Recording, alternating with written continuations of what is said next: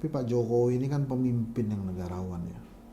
Artinya dia pasti ingat betul bagaimana 5 kali kalau saya tidak salah dia sudah dibantu oleh PDI Perjuangan.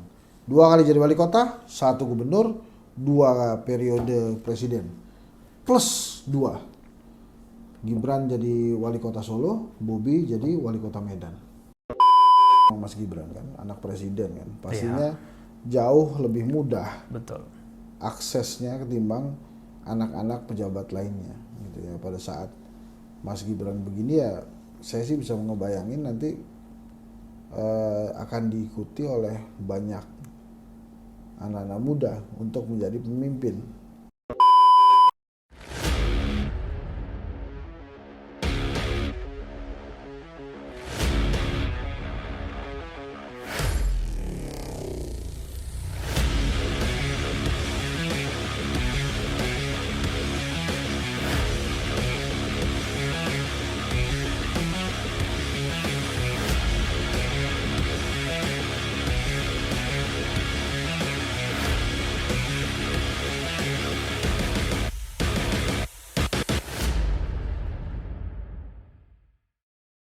Selamat datang di ruang aspirasi Hensa, cerahkan akal dan jaga persatuan.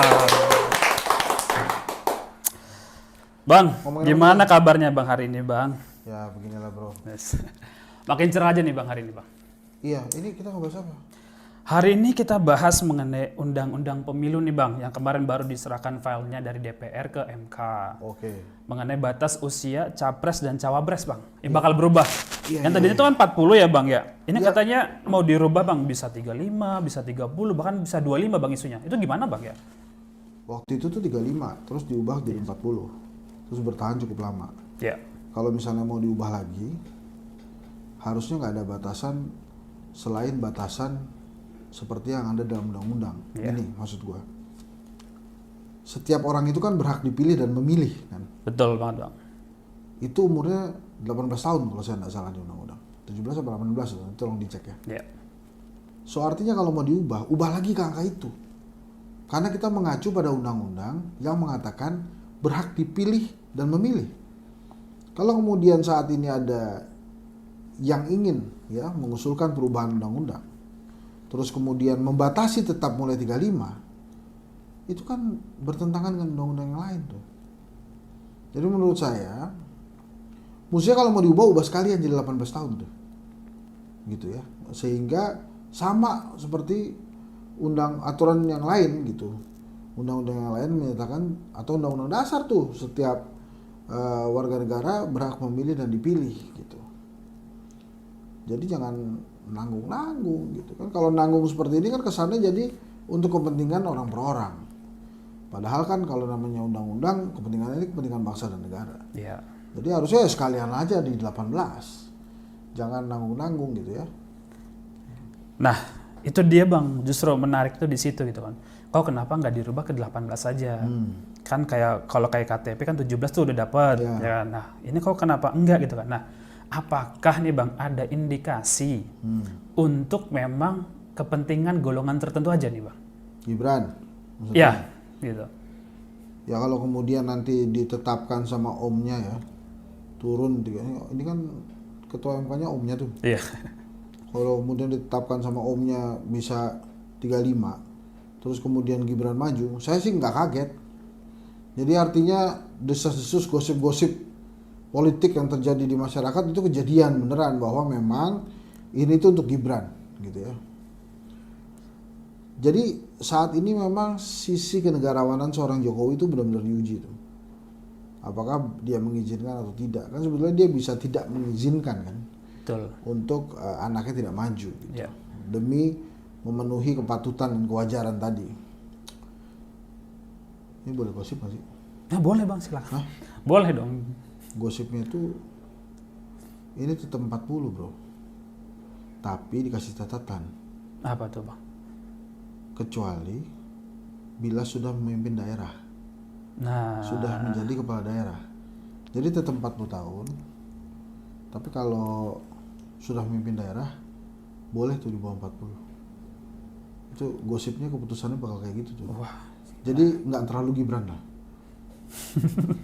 Berarti dikesankan bisa buat siapa aja ya Bang ya. Ya. Yang penting dia udah ada pengalaman memimpin daerah. Apakah itu kesan yang betul Bang? Ataukah memang cuman sebagai citra aja buat nutup-nutupin di belakangnya itu Bang?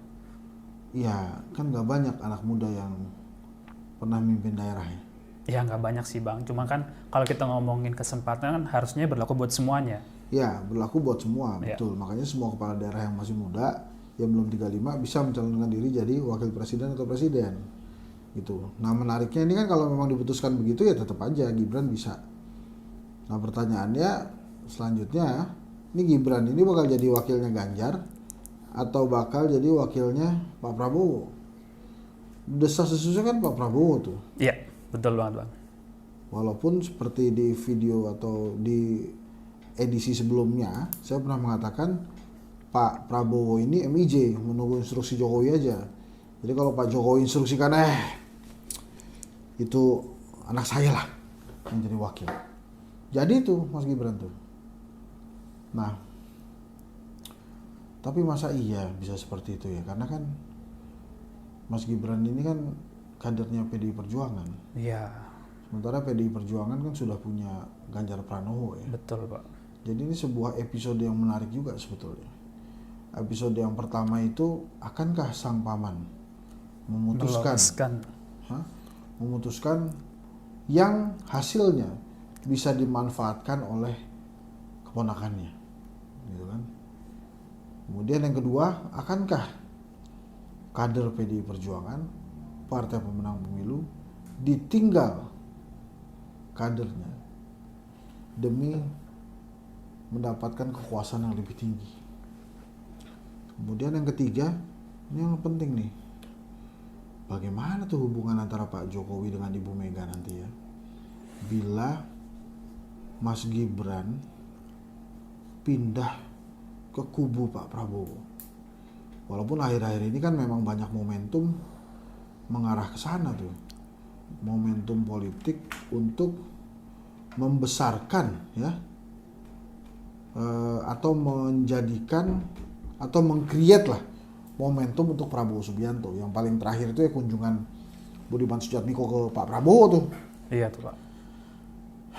Ini jadi menarik nih.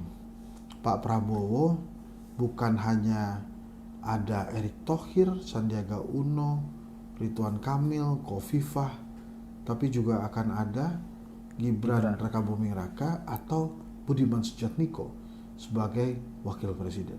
Nah, Siapa yang akan dipilih oleh Pak Prabowo? Gua rasa Pak Prabowo menyerahkan itu kepada Pak Jokowi. Apakah Pak Jokowi akan memilih atau menyodorkan anaknya? Tentu saja ini nggak ketahuan nih nyodorinnya. Iya. Nyodorinnya tidak dalam pidato kebangsaan. Saya Joko Widodo menyarankan Pak Prabowo untuk mengambil anak saya, itu saya rasa nggak akan terjadi.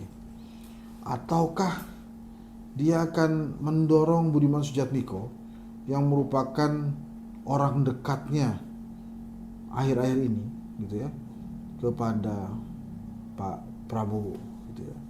Artinya Budiman juga pasti akan hengkang dari PDI Perjuangan. Tapi kalau Budiman Sujatmiko hengkang dari PDI Perjuangan, itu drama politiknya tidak secanggih Gibran cabut pindah dari PDI Perjuangan lah.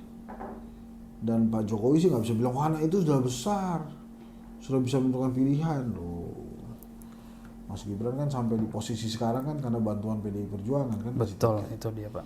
Jadi itu, tapi mudah-mudahan ini bukan tentang Gibran. Mudah-mudahan. Hasil surveinya Kedai Kopi kan memang 58,9% rakyat Indonesia tidak suka dengan dinasti politik. Tapi hasil survei itu tidak bicara Gibran, Bobi atau Kaisang. Ya. Bicara dinasti politik secara keseluruhan. Gitu. Nah, sebenarnya kalau kita ngomongin ini Bang, itu menarik banget Bang, karena momennya itu semuanya jadi satu. Dimulai dari DPR nih Bang, tiba-tiba dia ngusulin perubahan. Terus muncul nih nama Gibran yang nantinya akan dipasangkan dengan Prabowo. Nah, muncul nih Bang spekulasi baru. Apakah ini salah satu bentuk pembelotan dari Presiden Joko Widodo terhadap Megawati? Ataukah gimana Bang? Ya, itu baru spekulasi kan. Iya. Baru perkiraan lah ya. saya nggak yakin Pak Jokowi akan meninggalkan Bu Mega dan PDI Perjuangan. Karena Kenapa bang? Kenapa nggak yakin?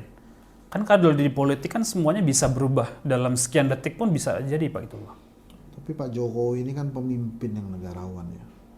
Artinya dia pasti ingat betul bagaimana 5 kali kalau saya tidak salah dia sudah dibantu oleh PDI Perjuangan. 2 kali jadi wali kota, 1 gubernur, 2 periode presiden. Plus 2. Gibran jadi wali kota Solo, Bobi jadi wali kota Medan. Dengan jasa-jasa luar biasa dari PDI Perjuangan, mestinya Pak Jokowi sesuai dengan pemikiran saya tidak akan meninggalkan PDI Perjuangan. Gitu ya. Tapi kalau Mestinya ternyata sesuai ya bang ya. Jadi ada balas budi lah di dalamnya itu. harusnya sih Harusnya begitu gitu ya, ya. harusnya begitu ya. Sehingga sebetulnya seperti yang sudah saya sebutkan, bila kemudian Pak Jokowi menyadari itu, sangat mungkin dia kembali tegak lurus ya. Kalau kembali tegak lurus tuh kesannya kemarin tuh dia nggak tegak lurus ya. Dia menyatakan selalu tegak lurus bersama Bu Megawati. Kemudian koalisi pemerintahan yang tersisa tuh PKB, Golkar, PAN, satu lagi apa? PKB, Golkar, P3. PAN, P3. Itu semuanya pindah solid mendukung Ganjar Pranowo di Bu Mega. Nah, Pak Prabowo nih agak bahaya juga posisi. Kenapa bahaya juga posisi? Karena dia nggak punya teman nih sekarang. Walaupun beberapa hasil survei menyatakan dia punya peluang, gitu ya. Nah bang, kalau seandainya nih bang ya, kita ngomongin seandainya ya bang ya, Prabowo bersanding dengan Gibran, apa yang akan terjadi bang dengan Jokowi dan PDI? Ya sangat mungkin Mas Gibran akan keluar dari PDI Perjuangan ya. Dan imbasnya juga mungkin ke Mas Bobi. Dan tentu saja ke Pak Jokowi. Tapi ini adalah sebuah anti klimaks ya dari perjalanan politik Pak Jokowi dan PDI Perjuangan. Jadi artinya selama ini mereka sharing sejalan, gitu ya, berkuasa juga bareng-bareng, susah bareng-bareng waktu itu. Kemudian this is the time for me to move, gitu ya. Nah ini menurut saya akan banyak mengubah konstelasi di politik Indonesia. Misalnya caleg-calegnya PDI Perjuangan akan pasti kehilangan gambarnya Pak Jokowi itu di baliho mereka, sehingga gambarnya kembali lagi seperti 2009 Bu Mega dan Bung Karno, gitu ya. Itu sangat mungkin begitu. Nah kemudian yang kedua juga sulit bagi PDI Perjuangan untuk mengatakan Pak Jokowi adalah kader terbaiknya karena pindah partai ujungnya misalnya. Nah ini tapi buat kita rakyat Indonesia bukan itunya sih dari referensi kita terakhir ini atau perbincangan terakhir ini, lebih ke kepentingan negara, gitu ya. Sehingga nanti tidak ada akal-akalan, misalnya diputuskannya nanti kayak gitu ya, misalnya nih asal pernah jadi kepala daerah, nanti kepala daerah yang beranak pinak itu kan berusaha menjadikan anaknya dia adalah menjadi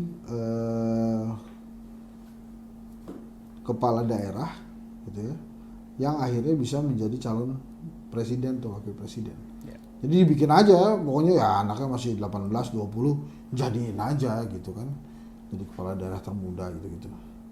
Tapi semua ini adalah proses demokrasi yang harus dilalui oleh Indonesia, gitu ya. Makanya sebetulnya saya menyarankan ini, acuannya bukan hanya hukum dan perundang-undangan, bukan hanya kitab hukum dan perundang-undangan, tapi juga hal-hal lain seperti misalnya kewajaran dan kepatutan, gitu. Jadi kalau ada kewajaran dan kepatutan itu sih nggak hanya mikir tentang undang-undang gitu, tapi bagaimana sifat kenegarawanan atau jiwa kenegarawanan ini muncul, gitu ya. Sampai hari ini kalaupun nanti itu memberikan kesempatan kepada Mas Gibran untuk maju, saya yakin nggak akan digunakan oleh Mas Gibran. Walaupun dia bisa berpindah ke rumah baru ya, ke Partai Gerindra. Kenapa bang? Kenapa nggak digunakan sama dia? Bukannya ini bisa jadi momentum buat Mas Gibran sendiri untuk dia bisa berada di level yang lebih tinggi lagi? Level yang lebih tinggi itu justru tidak menggunakan kesempatan itu. Justru dia berada di tatanan kepatutan kewajaran. Dia selesaikan jabatan dia sebagai wali kota Solo. Dia bangun Solo dengan luar biasa. Sehingga dia bisa punya karir lagi, kan masih jauh nih anak muda kan. Yeah. Jadi gubernur Jakarta kah atau jadi gubernur Jawa Tengah, kemudian bisa nyalon juga gitu. Tapi kalau kemudian saat ini dia kesusu, kemudian hanya langsung pokoknya wakil presiden bareng Prabowo lah gitu ya, mungkin dia punya kans untuk menang, tapi dia tidak tercatat baik juga dalam sejarah Indonesia, kira-kira begitulah. Oke, menarik kali bang ya pembicaraan kita kali ini. Nah bang, masih ngomongin tentang Gibran, kan kalau kita ngelihat Gibran ya, kita flashback lah bang ya, karir politik dia tuh masih bisa dikatakan baru seumur jagung lah. Ya, bahkan ketika dia memimpin Solo itu pun belum lengkap 5 tahun, jadi masih berjalan lah. Kira-kira gimana nih bang peluang seorang Gibran kalau seandainya dia bersanding dengan Prabowo dan menjadi cawapresnya dia, kira-kira bangsa Indonesia itu kayak gimana bang ke depannya? Dia jadi cawapresnya Pak Prabowo? Yes. I think Indonesia akan baik-baik saja, karena rakyat Indonesia itu memang biasa hidup dengan hal-hal yang dia miliki. Gitu ya. Yang paling tersentuh pastinya nanti adalah, ini kan kalau misalnya Gibran menang gitu ya, tambah lagi kan 10 tahun Pak Jokowi berkuasa. Yeah. Setelah 10 tahun Gibran masih maju jadi presiden kan. Jadi ya gimana tuh, mau ikut-ikut siapa tuh kayak gitu. Tapi menurut saya sih, saya nggak yakin tetap kalau Gibran mau ambil gitu. Karena kalau mau dia gampang banget ditebak kan. Kan gak enak jadi orang yang gampang banget ditebak. Tapi kan mendapat posisi yang tinggi kan enak bang, kita berkuasa gitu bang. Enak berkuasa tuh, makanya kita lihat aja tuh. Gue juga ngarepin dia nggak ambil, cuma kok kayaknya susah ya nggak diambil ya. Nah, menurut lo kira-kira dia ambil nggak? Kita vote aja deh. Kalau menurut gue nggak, menurut lo gimana? Enggak sih. Nggak lo? Kemungkinan diambil bang. Oke, lo diambil nggak? Diambil. Oh, dua-dua ntar kita kalau anak 50-50 ya. 50-50. Nah, bang sebenarnya sikap yang harus ditunjukkan sama Jokowi itu kayak gimana sih bang? Apakah dia harus menunjukkan sosok kenegarawanannya, ataukah dia harus melanjutkan ambisinya dia dengan mengorbankan anaknya untuk ke level yang lebih tinggi lagi? Sampai hari ini Pak Jokowi negarawan kok. Sampai hari ini ya bang ya. Ya. Nanti kalau udah mulai pilpres gimana bang? Saya yakin besok dan lusa serta hari-hari selanjutnya juga dia negarawan. Jadi bukan pada posisi kita sebetulnya nuduh Jokowi yang enggak tuh. Tapi ini kan kita coba menganalisa ya. Yap, betul bang. Menganalisa dan sebuah harapan hari ini muncul bahwa Pak Jokowi kan bersifat kenegarawanan dan mengutamakan negara serta kelanjutan negara gitu kan. Istimewa memang Mas Gibran kan, anak presiden kan. Pastinya jauh lebih mudah. Betul. Aksesnya ketimbang anak-anak pejabat lainnya gitu ya. Pada saat Mas Gibran begini ya, saya sih bisa ngebayangin nanti akan diikuti oleh banyak anak-anak muda untuk menjadi pemimpin. Nah, repotnya lagi kalau begitu banyak, semuanya juga menyesuaikan tuh. Jadi akan banyak banget pemimpin-pemimpin muda yang lahir dari kepandaian atau kecakapan milih orang tua. Jadi dinasti politik ya. Jadi aji mumpungnya tuh banyak banget. Sekarang aja kan udah banyak tuh anaknya siapa jadi ini, anaknya siapa jadi ini. Betul. Nah, banyak nih bang spekulasi yang muncul di masyarakat sana itu kan. Dengan munculnya nama Gibran, ini juga menjadi bahan perbincangan di luar sana bang, bahwa Jokowi tidak sepenuhnya mendukung PDI. Karena bayang-bayang Gibran tadi yang akan disandingkan dengan si Prabowo tadi Pak. Gitu. Nah sebenarnya kalau kita ngomongin Jokowi, kira-kira strategi apa sih yang lagi dimainkan sama Jokowi ini Bang? Dia kan berusaha untuk mempertahankan legacy ya. Yeah. legacy yang menurut dia belum selesai tapi besar itu yang IKN kan. Jadi dia mengharapkan kalau orangnya dia yang menjadi presiden, pasti dia juga bisa mengontrol pembangunan IKN tadi ya Bang? Pembangunan IKN tadi. Saya rasa sih, saya ngeliatnya ke arah situ ya. Oke. Walaupun Mas Anies juga di di meja ini kan, Mas Anies juga berkomitmen untuk melanjutkan pembangunan yang sudah ditetapkan oleh Presiden Jokowi yang bagus-bagus. Mas Ganjar juga begitu, Pak Prabowo juga begitu. Jadi sebetulnya mestinya sih dia nggak khawatir ya. Tapi kelihatannya Pak Jokowi memang peduli sekali dengan legasinya ini, makanya dia menginginkan hal-hal seperti itu. Nah, pertanyaan terbesarnya sebetulnya, akankah PDI Perjuangan mempersilahkan atau mungkin menghalang-halangi Gibran join Pak Prabowo? Walaupun kita nih berbicara kosong ya, jadi artinya ini kan andai-andai aja Bang, andai kira-kira gitu ya. Saya rasa sebelum itu terjadi, Ibu Mega akan bertemu dengan Pak Jokowi untuk melaksanakan diskusi yang serius tentang tawar-menawar posisi politik, gitu ya, yang minimal bisa mencegah Mas Gibran keluar dari partai politik. Apapun itu, selama Pak Jokowi berkuasa sebagai presiden, Gibran Bobi Kaesang ini adalah permata politik bagi yang ingin berkuasa. Jadi pasti kemudian diperebutkan. Jadi kalau sebelum itu terjadi, pasti PDI Perjuangan akan melakukan tindakan-tindakan yang terukur, terstruktur dan masif sama TSM itu ya. Bang, tapi kemarin ada nih Bang artikel-artikel yang beredaran di luar sana bahwa ada menyebutkan Jokowi tidak setuju dengan kontrak politik yang dibuat antara Megawati dengan Ganjar Pranowo. Nah, dengan penunjukannya si Gibran ini adalah salah satu bentuk perlawanan Jokowi terhadap kontrak politik tersebut. Itu gimana Bang? Kontrak politik itu kan juga masih misteri itu. Ya. Belum tentu ada kan, itu hanya diungkapkan aja, seolah-olah itu ada, padahal kan belum tentu ada. Saya sih percaya apa yang terjadi dengan Prabowo yang saat ini seperti terlihat ada yang sedang membuatkan momentum politik untuk Prabowo, dan itu kelihatannya memang sangat mungkin terjadi, ada arahan gitu ya. Itu sih lebih sekedar untuk memperkuat daya tawar sebetulnya antara posisi Pak Jokowi dengan Ibu Mega. Makanya kalau terjadi daya tawar atau tarik menarik, tawar-tawaran politik, ini posisi Pak Prabowo rentan sekali seperti yang sudah saya sampaikan ya. Makanya sebelum itu terjadi, menurut saya harusnya ijab kabul tuh Pak Jokowi dengan Caimin segera. Karena kalau nggak repot nih, bisa nggak nyalon ya. Masa jadi Anies Prabowo kan jadi dua pasang calon juga tuh. Sesuai yang lo omongin tuh bro. Di episode kapan tuh? Gitu. Dua presiden ya Bang, berarti bukan 3 presiden kalau kayak gitu ya jadinya. Dua capres. Betul. Nah Bang, ngomongin tentang Prabowo, kan sekarang nempel banget sama Jokowi. Ini juga udah sering banget dibahas di beberapa podcast-podcast yang lainnya. Ya.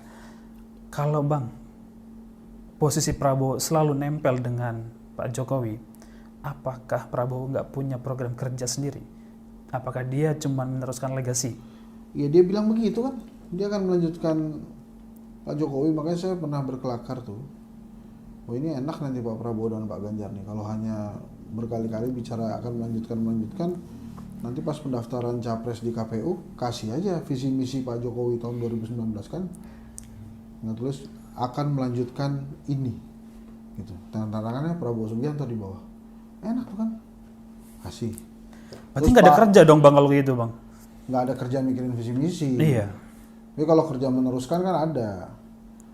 Pak Ganjar ngasih sama juga. KPU-nya kalau kritis, kalau dinilai, oh kok dia sama nih, melanjutkan. Memang kami hanya melanjutkan Pak. Datang Anies kan, beda sendiri, perubahan gitu, dia bikin sendiri gitu. Jadi sebetulnya mungkin nggak susah amat tuh jadi presiden yang kayak gitu ya. Nanti di rapat kabinet juga dia bisa undang presiden sebelumnya tuh. Jadi Presiden Jokowi ikut rapat kabinet presiden ke-8 nanti gitu. Jadi Pak Jokowi gimana nih? Kita mau lanjutkan yang mana dulu? Oh yang ini nih gitu. Masa gitu itu berandai-andainya menyakitkan itu buat Indonesia. Bang, Maksudnya kalau kayak gitu presiden selanjutnya mesti mikir-mikir lah. Iya. Mikir maksud saya bikin visi misi yang benar gitu. Jangan visi misi Pak Jokowi diserahkan ke KPU, itu kan kayak gimana gitu. Boleh ngelanjutin ya Bang, tapi juga harus punya pendirian ya Bang ya. Iya dong. Betul ya. So kalau ngelanjutin doang tanpa ada visi dan misi yang memang dia bawa sendiri, berarti apakah mereka bukan boneka Bang? Iya. Dari penguasa sebelumnya. Ya boneka penguasa sebelumnya itu susah dikatakan karena mungkin itu juga daya tawar-tawaran aja saat ini supaya dia didukung oleh presiden saat ini, sehingga sumber daya saat ini dia bisa miliki. Tapi kan nanti yang jadi presiden beda orang. Pak Jokowi kan mesti ingat, begitu nanti ada presiden baru, status dia mantan. Emang lu dengerin mantan?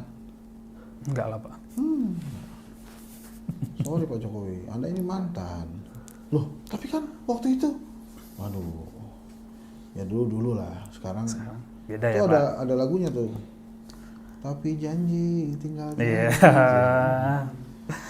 Satu pertanyaan terakhir Bang. Bang Hensat sendiri milih legacy atau perubahan? Kalau saya, Ya. legacy dan perubahan itu sebetulnya hal yang tidak bisa dipisahkan tuh. Melanjutkan yang baik-baik gitu maksud saya. Supaya jadi gini kan, perubahan yang baik itu adalah melanjutkan yang baik-baik supaya rakyat Indonesia mendapatkan perubahan kualitas hidup. Wah, kira-kira itu kan panjang tuh. Jadinya, nah kurang lebih gitulah. Ya, Jadi lanjutkan atau perubahan? perubahan lah. Perubahan, asik. Oke Bang, satu pesan Bang Hensat buat generasi muda saat sekarang. Kan? Siapa tahu mereka punya ambisi untuk jadi pemimpin daerah. Ya.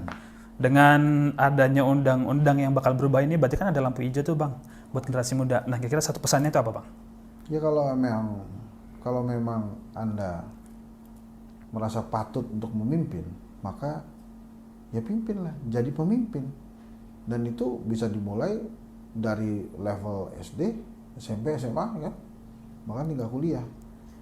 Karena pemimpin itu katanya dilahirkan ya, nggak bisa dikreasi ya. Ya, kalau merasa Anda garis tangannya adalah garis tangan pemimpin, ya berorganisasilah, pimpinlah organisasi itu tanpa harus menunggu aji mumpung dari ayahanda. Terima kasih Bang Hensat buat bincang-bincang di video kali ini. Sampai ketemu di video berikutnya. Ya,